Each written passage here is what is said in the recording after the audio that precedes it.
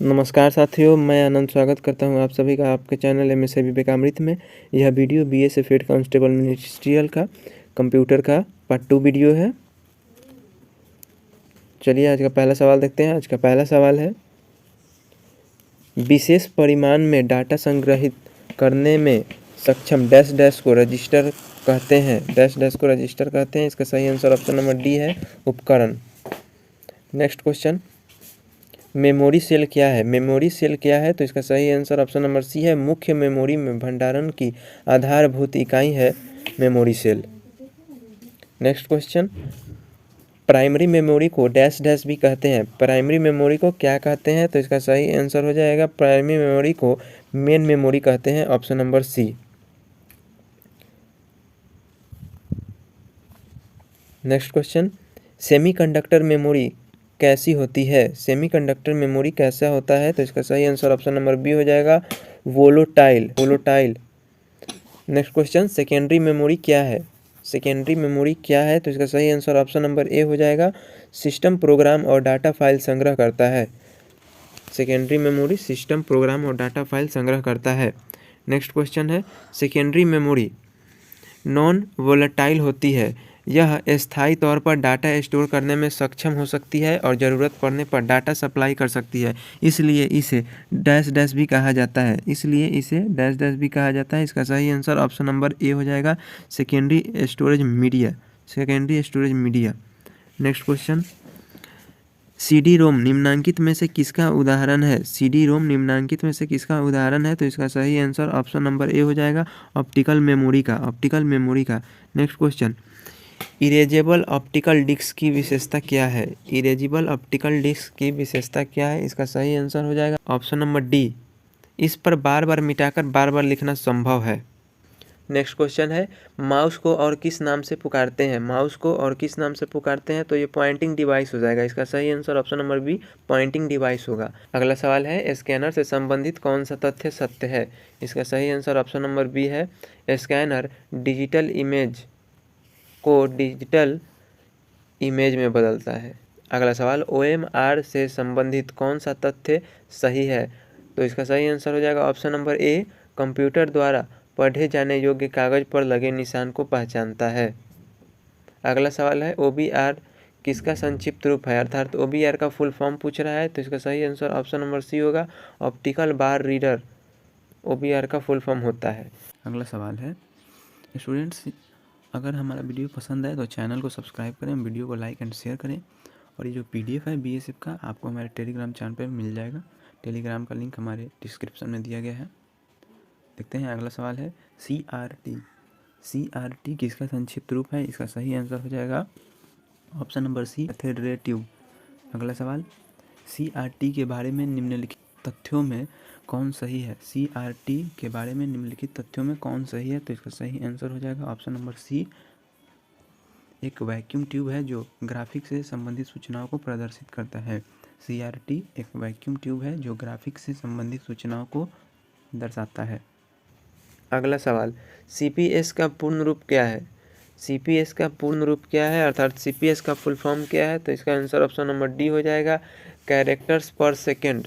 Characters पर second.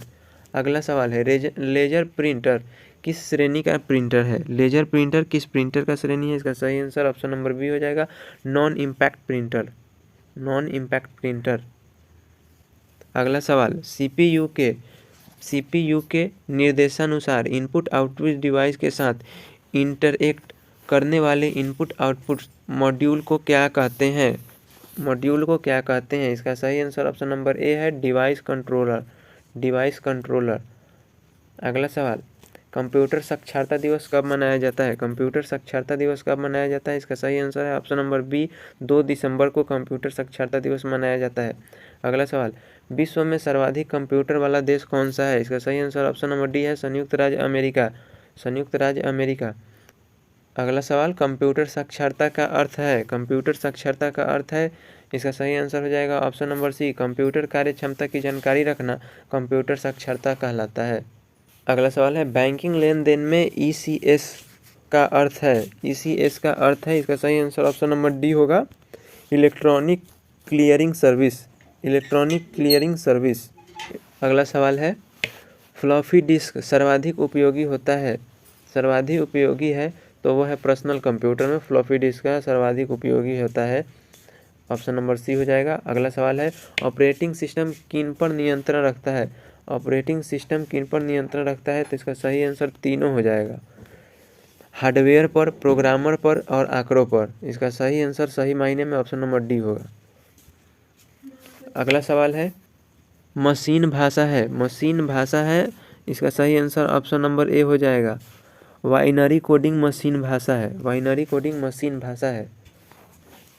Real time system है, real time system है, इसका सही आंसर ऑप्शन नंबर ए होगा, जब कंप्यूटर द्वारा त्वरित सूचना उपलब्ध होती है, जब कंप्यूटर द्वारा त्वरित सूचना उपलब्ध होती है। अगला सवाल जब यूजर सीपीयू के साथ सीधे रूप में संपर्क करता है तो क्या कहलाता है, इसका सही आंसर हो जाएगा ऑप्शन नंबर ए, इसका सही आंसर हो जाएगा ऑप्शन नंबर ए, टाइम शेयरिंग, टाइम शेयरिंग। अगला सवाल है फाइल, फाइल है तो इसका सही आंसर हो जाएगा, फाइल क्या करता है तो रिकॉर्ड्स का संग्रह रखता है, इसका सही आंसर ऑप्शन नंबर बी होगा। अगला सवाल है 88 नंबर, रिकॉर्ड है, रिकॉर्ड क्या है तो आंकड़ों का संग्रह होता है, रिकॉर्ड आंकड़ों का संग्रह होता है। अगला सवाल कंप्यूटर भाषाओं को मुख्यतः कितने वर्गों में बांटा गया है या कितने भागों में बांटा गया है, तो कंप्यूटर के जो भाषाएं हैं उसे 2 वर्गों में बांटा गया है। अगला सवाल है मशीन भाषा है, मशीन भाषा जो है जितने भी कोडिंग वगैरह होते हैं वो सब 0 और 1 पर आधारित होते हैं, 0 और 1 पर आधारित होते हैं। अगला सवाल है सर्वाधिक प्रोग्रामिंग कठिन है, सर्वाधिक प्रोग्रामिंग जो है कठिन है, इसका सही आंसर हो जाएगा ऑप्शन नंबर ए, मशीन में, मशीन में। अगला सवाल कंप्यूटर निर्देश में होता है, कंप्यूटर निर्देश में होता है ऑपरेशन कोड एवं एड्रेस। अगला सवाल उच्च स्तरीय भाषा HLL में लिखित प्रोग्राम कहलाता है, लिखित प्रोग्राम कहलाता है, तो इसका ऑप्शन नंबर ए आंसर हो जाएगा, सोर्स प्रोग्राम कहलाता है, सोर्स प्रोग्राम।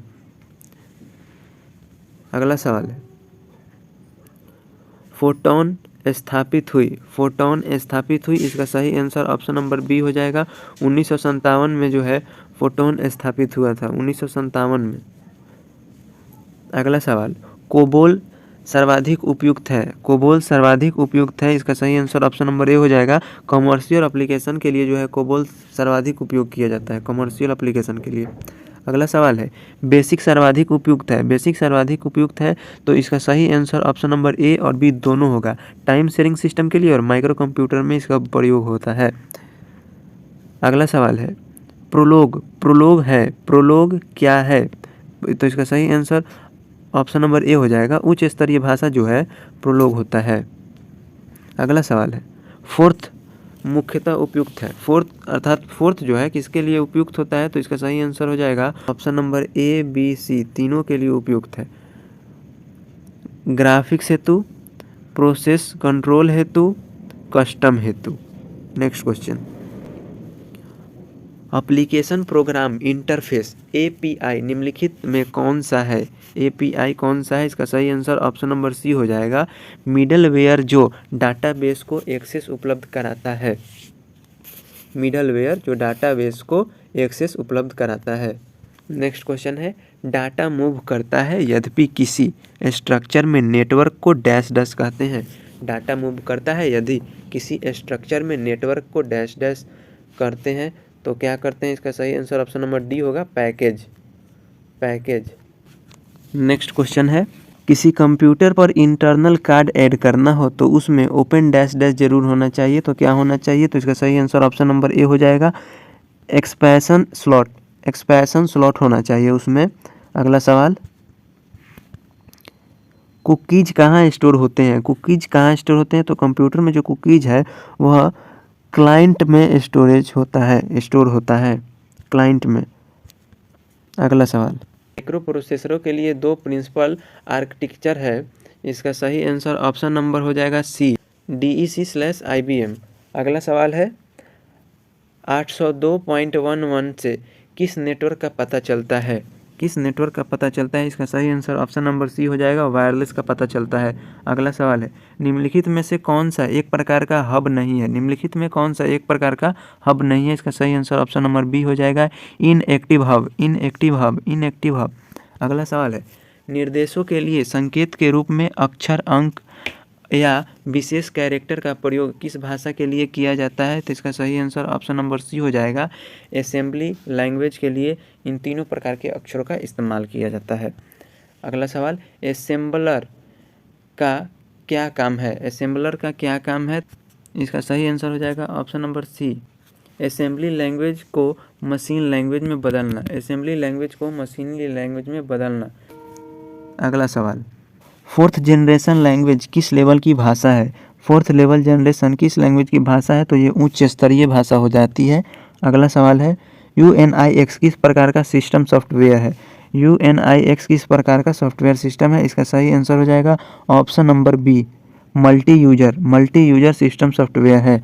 अगला सवाल है, डाटा के समूह को क्या कहते हैं? तो डाटा के समूह को जो है पहले भी बताया गया है। इसका सही आंसर ऑप्शन नंबर बी हो जाएगा, रिकॉर्ड।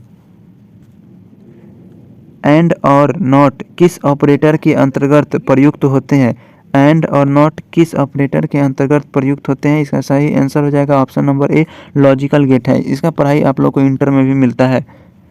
अगला सवाल है, रीड एंड डाटा स्टेटमेंट के साथ योजक के तौर पर किस स्टेटमेंट का प्रयोग होता है? इसका सही आंसर हो जाएगा ऑप्शन नंबर डी, रीस्टोर।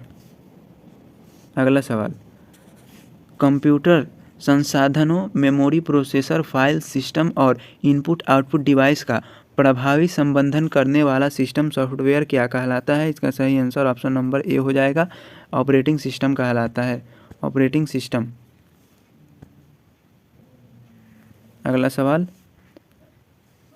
सफल डाटा संचारण के लिए प्रेषक और प्राप्तकर्ता दोनों को किस तरह के कोड प्रयोग करने चाहिए? सफल डाटा संचारण के लिए सेंडर्स और रिसीवर्स दोनों किस तरह के कोड का प्रयोग करना चाहिए दोनों को? तो इसका सही आंसर ऑप्शन नंबर ए हो जाएगा, समान बराबर तरीके का कोड का इस्तेमाल करना चाहिए। अगला सवाल है, एक ही समय पर एक चैनल पर अनेक सूचनाओं का आदान प्रदान किसकी मदद से संभव हो पाता है? एक ही समय पर एक चैनल पर अनेक सूचनाओं का आदान प्रदान किसकी मदद से संभव हो पाता है? इसका सही आंसर ऑप्शन नंबर ए है, मल्टीप्लेक्सर की सहायता से। अगला सवाल, सैटेलाइट लिंक किस फ्रीक्वेंसी का उपयोग करता है? सैटेलाइट लिंक किस प्रकार के फ्रीक्वेंसी का उपयोग करता है? इसका सही आंसर ऑप्शन नंबर डी हो जाएगा, 4 से 12 मेगाहर्ट्ज, 4 से 12 मेगाहर्ट्ज। लॉन नेटवर्क कितनी दूरी तक काम कर सकता है? लॉन नेटवर्क कितनी दूरी पर कार्य कर सकता है? इसका सही आंसर हो जाएगा ऑप्शन नंबर सी, 2 से 5 किलोमीटर की रेंज में यह कार्य करता है। अगला सवाल, वर्क स्टेशन जिस माध्यम से सूचना के प्रसार के लिए सामान्य चैनल का उपयोग करते हैं वे क्या कहलाते हैं? वर्क स्टेशन जिस माध्यम से सूचना के प्रसार के लिए सामान्य चैनल का उपयोग करते हैं वे क्या कहलाते हैं? इसका सही आंसर हो जाएगा option number B, access method. Students, अगर हमारा वीडियो पसंद आए तो हमारे चैनल को सब्सक्राइब करें, वीडियो को लाइक एवं शेयर करें। अगला सवाल, समान मॉड्यूल के बीच संचार के नियम क्या कहलाते हैं? समान मॉड्यूल के बीच संचार के नियम क्या कहलाते हैं? इसका सही आंसर हो जाएगा ऑप्शन नंबर बी, प्रोटोकॉल कहलाता है। आज का आखिरी सवाल है, एक माइक्रो कंप्यूटर में एंड ऑन कार्ड के रूप में किसे इंस्टॉल किया जा सकता है? एक माइक्रो कंप्यूटर में एंड ऑन कार्ड के रूप में किसे इंस्टॉल किया जा सकता है? इसका सही आंसर हो जाएगा option number B, network interface unit. मिलते हैं अगले वीडियो में। जय हिंद।